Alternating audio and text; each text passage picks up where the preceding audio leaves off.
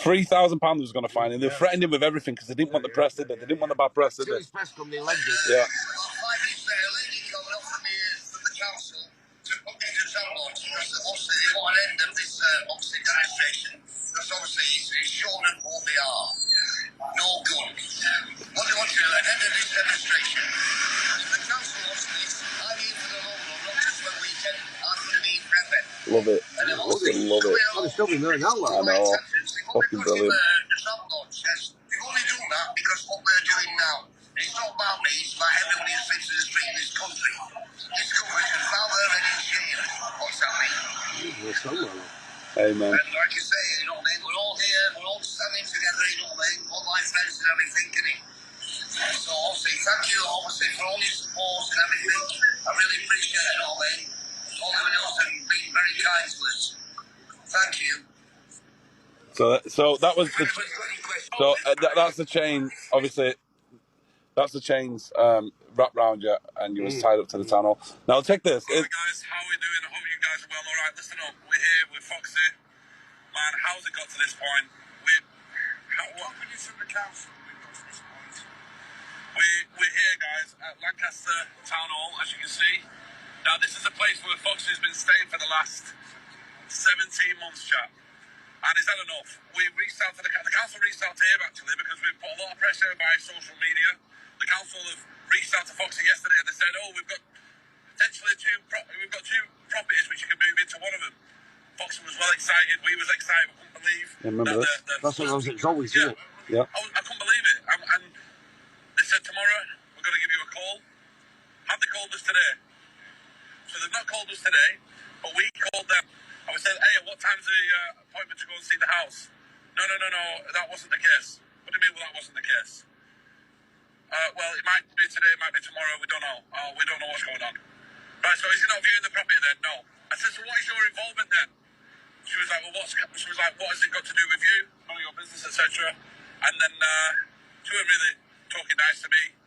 And then where were we at? Then she said, she's obnoxious. Very obnoxious.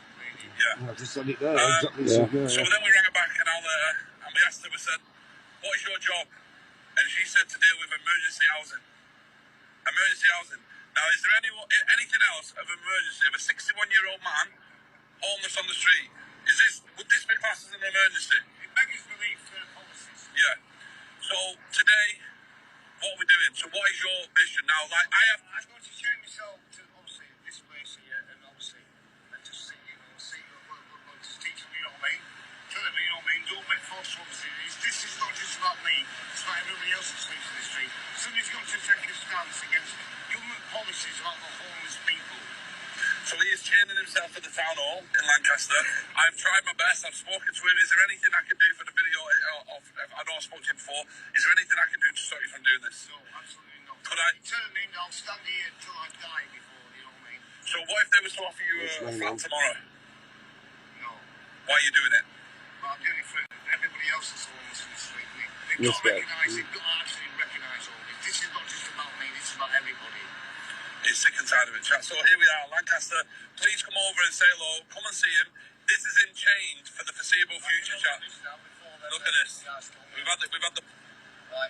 So he's locked it now. So this is it now. He is locked. He is chained, and he's done. So guys, come over Lancaster Town Hall in Lancaster. Come and say hello. That's in chain now for good for the foreseeable future. Hopefully. I won't be moving. Yeah, you've had enough, yeah. That's to say, you tell the government, innit? I'll move when Nelson gets his eye back. I love it. So there we go. So that's kind of where it started, and obviously it went on for a good few days. He was chained there, guys. He had to we got a tent for a toilet for him. He was using that as a toilet, and just so he can obviously secure. It was crazy, wasn't it? Yeah. But so we had to take a stance against him because if you just let him stand over you, you know what I mean? I'm just another person in the street, just an old man, right? They didn't expect that, did they? No. I don't think anybody's ever chained this in a town. Yeah. I don't. It's never happened. It's never happened. Has it never happened? Never happened. No, never happened. But you know what? You're very known for that now in town. Yeah. But people say Foxy, the guy who chained himself. Oh yeah, Foxy. Oh no, but people shaking me hand all sorts. You know what I mean? In town, they went. I tell you what, obviously, this guy went to me. When I was saying to him, "Foxy, you're going to get prison." I said, "No, this is a lawful demonstration." You remember he tried to move us? Even Joe come along, innit?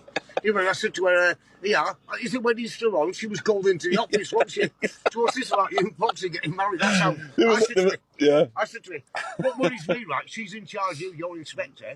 I said, it was not for covering Mark. Yeah. That's what worries me about people like that, you know what I mean? Yeah. They're in charge of it, you know what I mean? I know, and you know what? 18 months, 17 months, she was on the streets and walked over.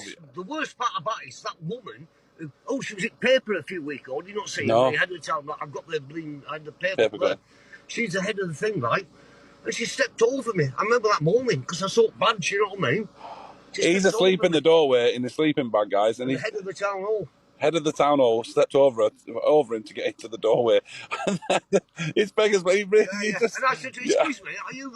Well, you have to speak to her for what? What do you mean have to speak? What are you getting paid for? Yeah.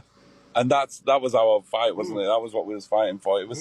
It's been one hell of a journey, guys, and I'm telling you now, if you was around back then, you watched some incredible. Hey, let me tell this. Stories. I'll tell everybody now, right? I'm a determined man. When you set off on a mission, right? You know what I mean? You're there. I'd have still been sat there now, mate, but it wouldn't have happened. You know, the bad publicity.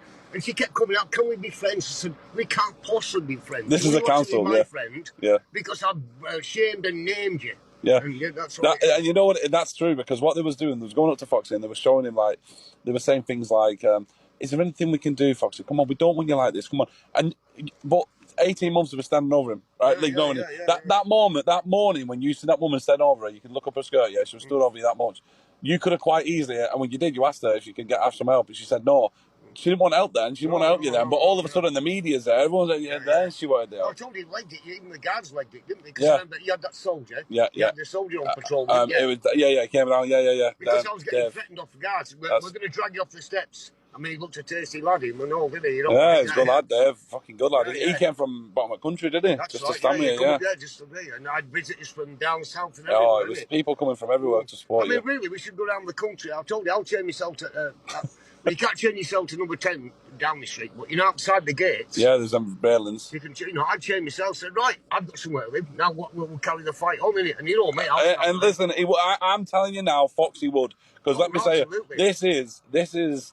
Foxy's seen this happen for years. This is not just, like I say, I learned a lot from you, Foxy. You know, I'm still on this mission. I'm still fighting. I'm still learning a lot. And you know, when you told me them stories about people being homeless and the things that people do to them, I'm still remembering this now. You know what I mean? So I'm using that as motivation to get me, to get me going through this. I think everybody should have a right for somewhere to live.